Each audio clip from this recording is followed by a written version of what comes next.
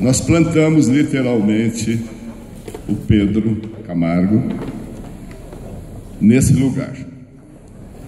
Então foi uma pequena comitiva, todos os membros da ONG Nova Consciência e os palestrantes que estavam disponíveis naquele momento, porque vocês sabem que as atividades aqui são ininterruptas, começam às 9 da manhã e não param mais.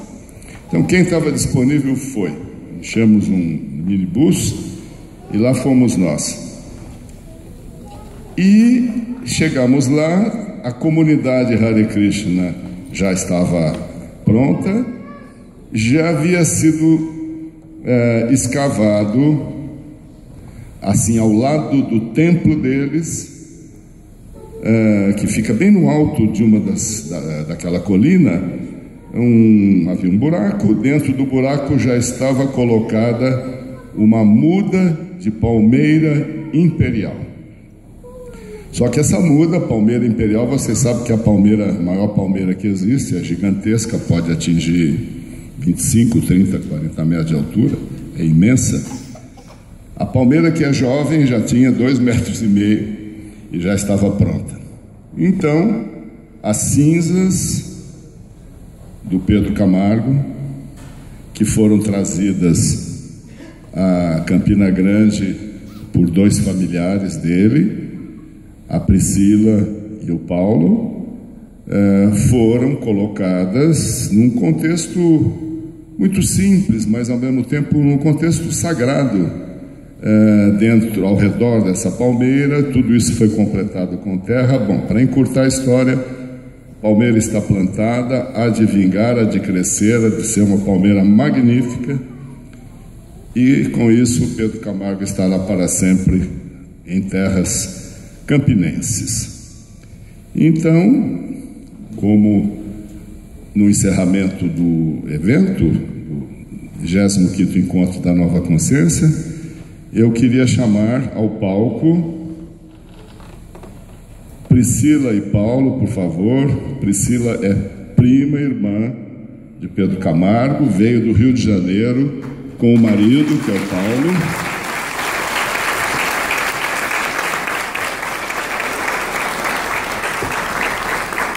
Eles estão em Campina Grande pela primeira vez. Pedro está muito bem representado. E queria chamar toda a ONG, toda a diretoria da ONG, todo Iris, Mob, Kim, enfim, todo mundo aqui. Queria chamar também ao palco para uma homenagem que será feita a eles, todos os palestrantes da Nova Consciência que estiverem presentes. Venham todos aqui, por favor. Braulio, se você estiver ainda aqui no palco, por favor. Já está aqui. Se tiver mais alguém, subam aqui, por favor.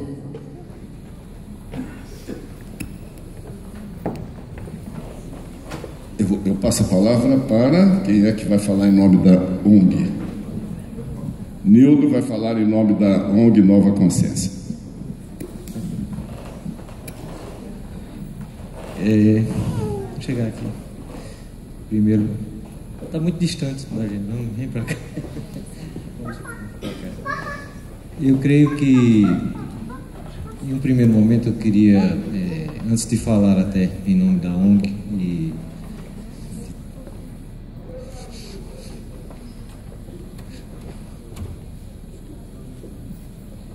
de todos nós queríamos convidar o Valdemar Falcão para, em nome, nós temos aqui de alguns dos tantos irmãos que fazem parte dessa história da Nova Consciência, e que há muito.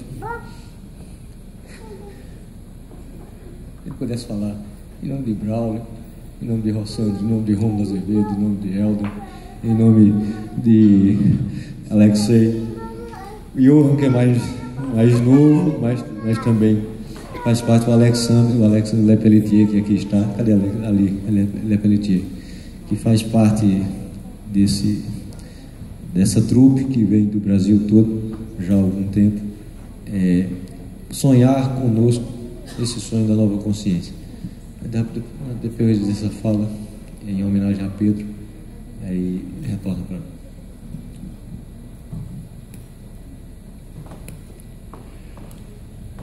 É fácil falar de Pedro, e essa questão da morte eu gostei muito da maneira como o Alexei mencionou ali durante a fala dele, a questão da morte, porque tudo está em permanente transição nesse mundo.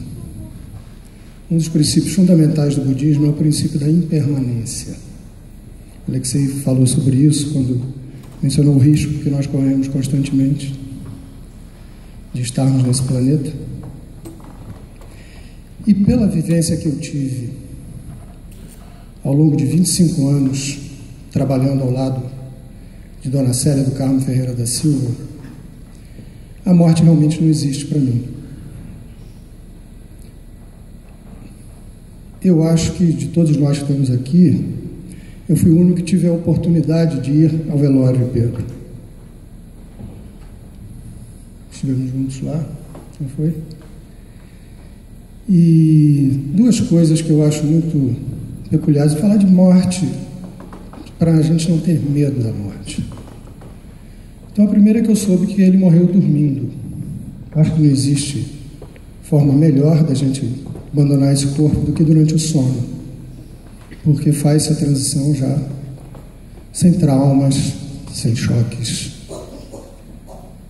E a segunda, desculpem se alguém se choca com isso, mas ao vê-lo no caixão, o corpo que ele usou enquanto ele esteve aqui, ele estava dormindo.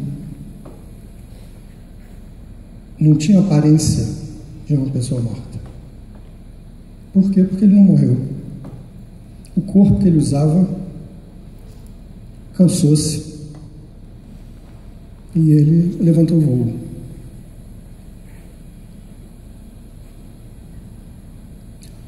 Eu venho a esse encontro desde 1997, que meus carnavais são aqui em Campina Grande.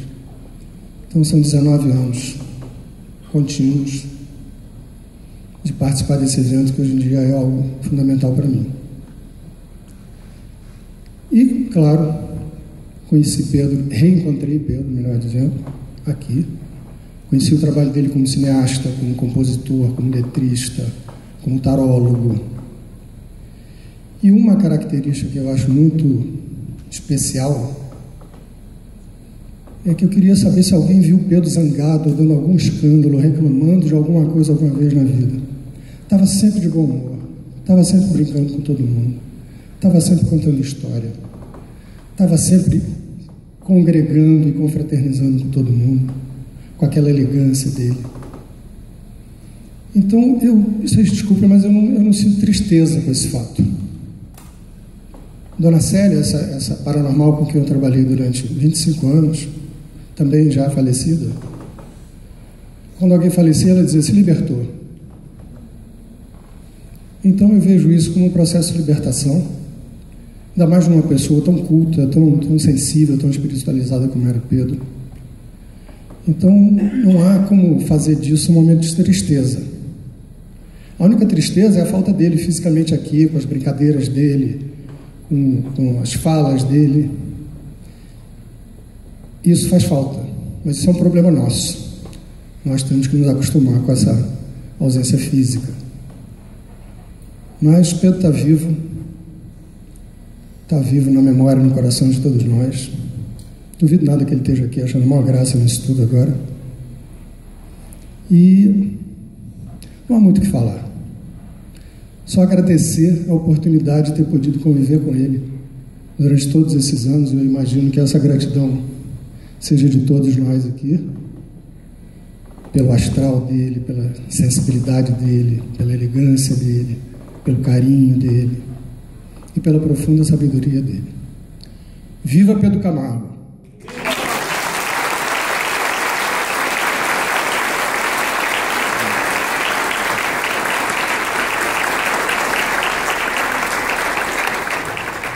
Queria convidar aqui para o centro a Priscila e Paulo, Eu queria chamar Iris, Iole, Santolvânia, Rômulo e Luiz. Vem cá, Luiz, também. Vem pra cá. A gente...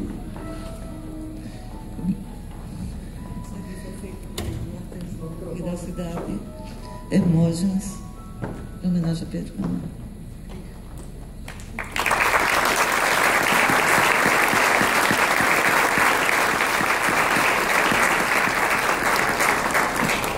A gente lembra que eu acho que está sendo bem difícil, eu acho que o mais difícil para nós aqui, que passávamos o tempo todo contando muita piada, conversando aqui na coxinha. Vocês acho que não perceberam, mas durante todo o evento nós deixamos uma cadeira ali no canto.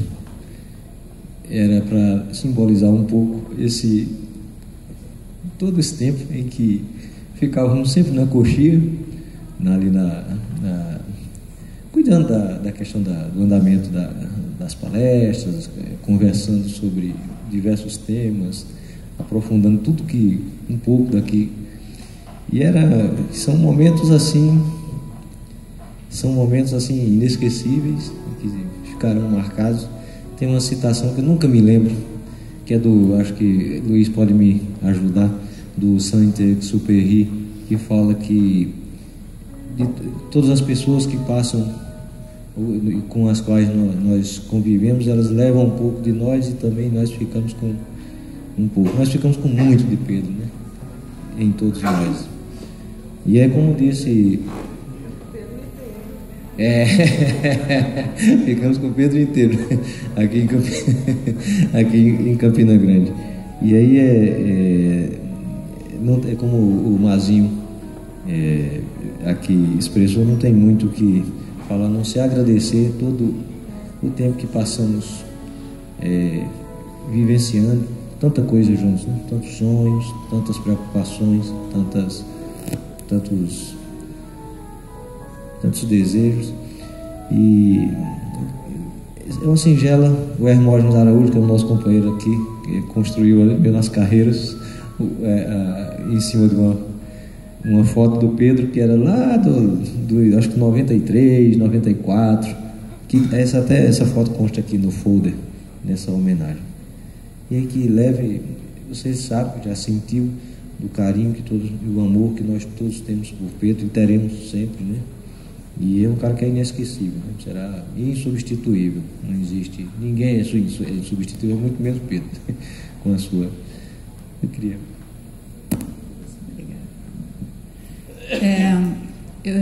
Primeiro eu queria dizer que eu não sou tão boa nas palavras como o Pedro, né? E realmente eu estou bastante emocionada aqui. Desde o momento que eu cheguei, a acolhida de todos vocês, do pessoal da ONG, de todos os palestrantes. E eu só tenho a agradecer isso tudo. Vou estar levando isso tudo para as minhas primas, né? O Pedro era um tiozão, era o meu irmão mais velho, e com meus primos, minhas primas também. E eu vou estar levando para eles o carinho que vocês tiveram aqui com a gente. Nós gravamos muita coisa, fotografamos muito, e tenho certeza que o Pedro está feliz em ficar aqui em Campina Grande, né? Que era um lugar que ele vinha sempre. E essa homenagem aqui eu vou levar para todo mundo lá. Tem uma prima que pretende fazer uma sala de cinema na casa dela, com todo o acervo que o Pedro tinha, e com certeza isso aqui há de ficar lá também, para que todas as pessoas possam admirar e ver o trabalho dele e de outras pessoas, e ele está lá também, tá bom? Obrigado, desculpe aí, mas também para falar é complicado.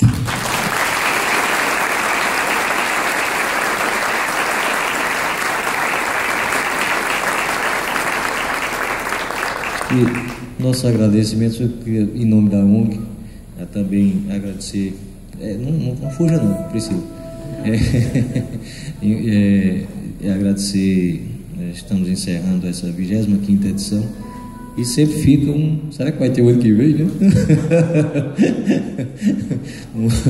Mas agradecemos ao sistema pela ONG, agradecemos ao sistema SESC, ao Fé Comércio, que possibilita essa realização, a todos de imprensa, da TV Itararé, Paraíba, todo mundo que fez cobertura aqui do evento, a Convention Bureau,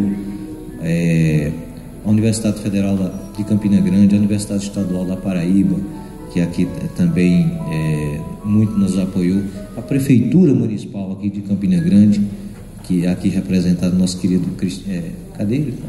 Aqui nosso querido, que é mais amigo do que representante do poder executivo local. Nós temos a agradecer, esperarmos que temos muitos anseios. Eu acho que esse ano, como todo o tema, as pessoas que aqui tiveram, o público que aqui veio, já deu também um novo gás, né, para almejarmos novos voos para o ano que vem. E nosso pleno agradecimento.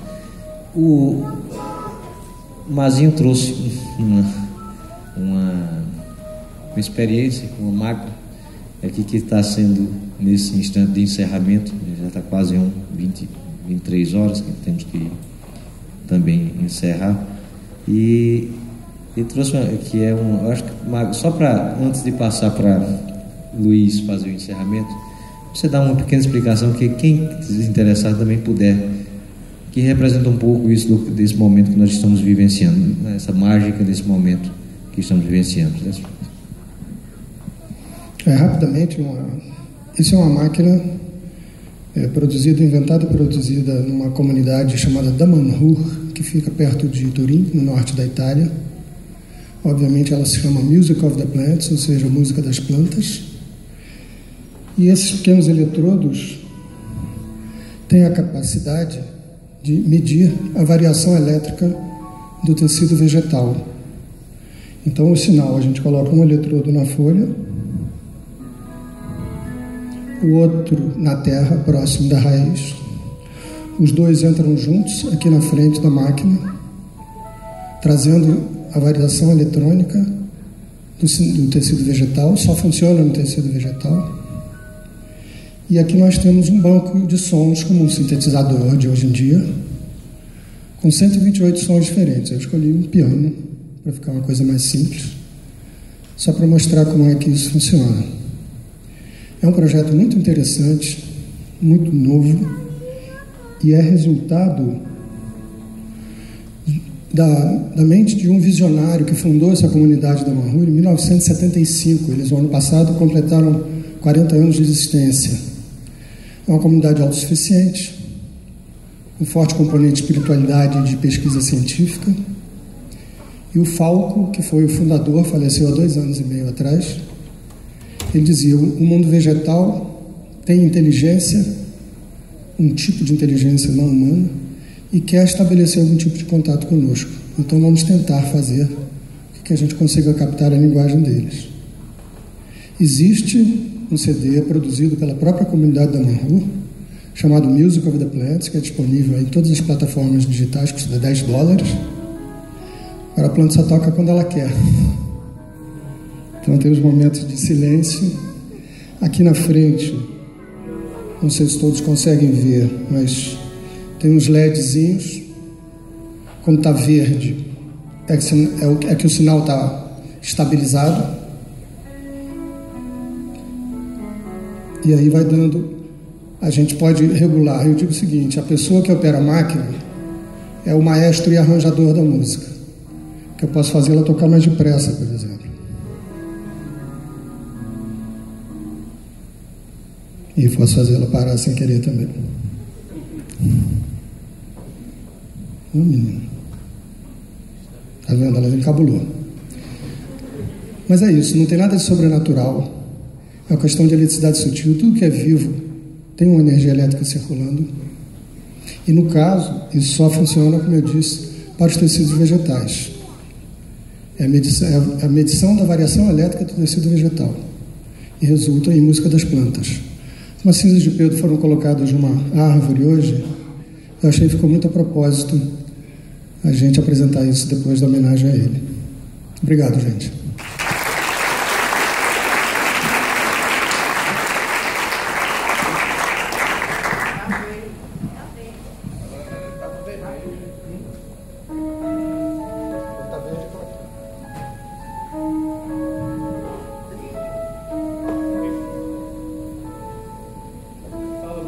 A planta está cantando em homenagem ao Pedro e oferecendo esses sons maravilhosos para todos nós. Eu sugiro, Mazinho, que seja tema de uma palestra o ano que vem, com a apresentação completa, inclusive com o fundamento científico dessa experiência, tá bom? Esse ano não foi possível, a gente estava com uma pauta completamente superlotada, né? Antes de encerrar, eu preciso ainda fazer um pequeno comercial aqui. Ainda está em tempo, para quem quiser, lá embaixo no térreo, a venda de camisetas do Encontro Nova Consciência, do selo comemorativo ao 25º aniversário do Encontro, e também os CDs do Capoeira, esse grupo musical maravilhoso que nos brindou aqui ontem, não é? Ou anteontem, com um show inesquecível. E toca a mim, que estou tentando fazer um pouco um arremedo aqui do brilho do nosso Pedro, apresentando alguma coisa do encontro e fazendo esse fechamento.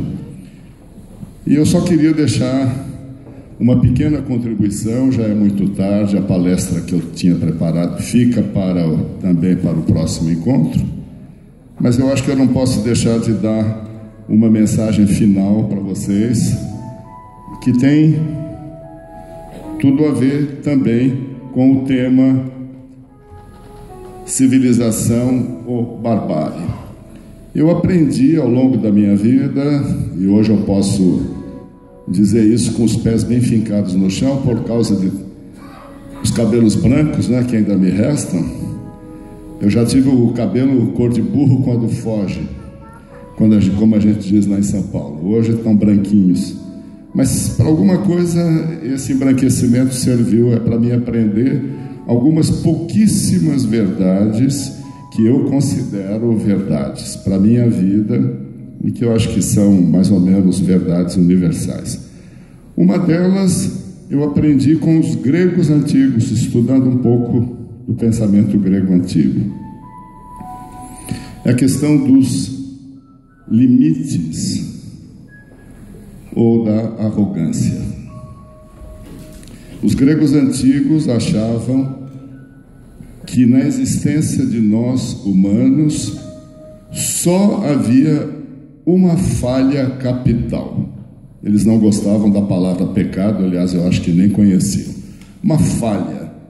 Mas era uma falha para eles tão terrível que condenava a pessoa ou a comunidade que praticasse essa falha à danação eterna. Não era crimes do tipo matar o filho, ou matar o amigo, matar o pai ou a mãe. Tudo isso era crime, sim, era punido até a 6ª, 7ª, 8ª geração, mas depois essa culpa se dissolvia no nada. Mas havia uma falha que não tinha remissão. O nome grego dessa falha é hubris. E a tradução mais aproximada seria perda da consciência de limites ou arrogância. Quando nós nos arrogamos qualidades, poderes, capacidades que na verdade não temos. Ou então a hubris negativa, que era quando nós recusamos assumir as capacidades, os talentos que temos e não usamos, não trazemos isso para a vida manifestada. E eu só estou tocando nesse assunto como uma última semente que a gente está proporcionando para vocês, porque nós vivemos hoje num mundo, numa civilização que a cada dia tem mais aspectos de barbárie, na minha opinião, exatamente por essa razão, porque perdemos a consciência dos limites.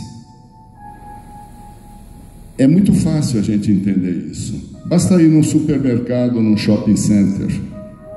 Vocês já perceberam a quantidade de produtos totalmente inúteis que a gente não vai conseguir nunca usar, nem comprar, nem nada? Eu fui no mercado ontem aqui, num dos supermercados, para comprar iogurte. Haviam 15, 20 marcas diferentes. E eu escolhi uma que eu até conheço, vem lá do sul, mas essa marca, como todas as outras, foi fabricada no começo de dezembro e o vencimento era para daqui 2 ou 3 dias. Portanto, isso que significa uma superabundância de coisas, um excesso. A gente não consegue consumir tudo isso.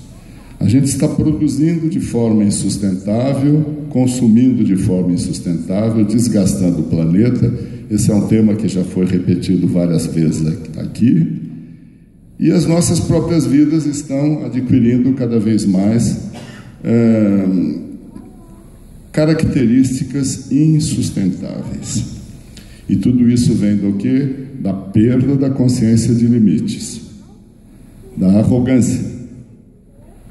Nós achamos que podemos tudo, somos os donos do planeta Terra, que o universo, o cosmos foi feito, foi produzido para o nosso agrado, o nosso benefício, mas nós somos apenas um punhadinho de grãos de poeira cósmica que estamos pairando por aí.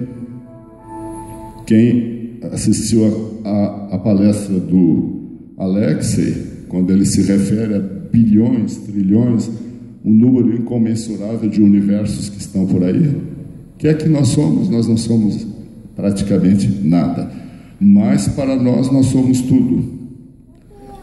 E o vetor que talvez conduza a uma reconquista dos valores de civilização que a gente almeja alcançar, e sempre em um processo dinâmico de desenvolvimento, porque nada é estático, seria exatamente, no meu entender, a reconquista de uma consciência clara de limites, até onde a gente pode ir, tanto para baixo quanto para cima. Então vamos levar esse tema como reflexão, aplicá-lo à realidade do nosso país hoje, quando tanta arrogância e tanta falta de consciência de limites está pipocando em todo lado, não é? E vamos levar também para as nossas vidas pessoais, das nossas famílias, porque a consciência de limites leva ao caminho do meio. E segundo Gautama Buda, esse é o único caminho que leva à realização e à felicidade. Muito boa noite para vocês. Até o ano que vem, se Deus quiser.